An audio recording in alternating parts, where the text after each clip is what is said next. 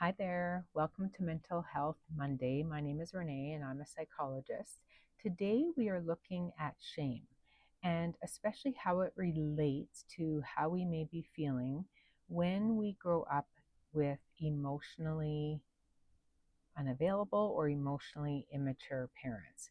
And if this resonates with you, you may want to go back and watch some prior videos related to this series in case you're new here and you've missed the previous episodes. So, first of all, let's talk about what shame really is. So, shame says something is wrong with me. Guilt says I did something wrong. Okay, those are different.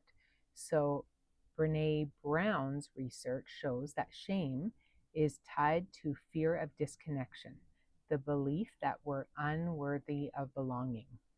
So, a scenario might be you send a text and get no reply. Within minutes, you're starting to overthink this. Did I say something weird? Did I mess up? That spiral is related to shame, right? There's a little connection there, an underlying feeling of something is wrong with me.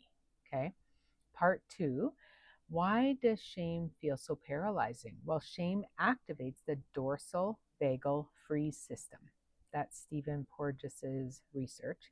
And in that moment, your mind goes blank, your chest tightens, your voice weakens, and you shut down to avoid further exposure to those feelings. And then it's important to look at where shame comes from. Well, often it comes from living with emotionally immature parents, maybe critical teachers, maybe we're bullied, or it can come from growing up in a perfectionistic environment. It can come from trauma, or if there were cultural or religious expectations that felt like a lot of pressure. Shame thrives in silence. So, we need to do something to make sure it doesn't thrive. So on Thursday, we will learn some strategies to overcome shame and become more resilient from that. So it's important to remember you are not the story that shame tells about you. So we are going to look at some tools that you can use immediately on Thursday.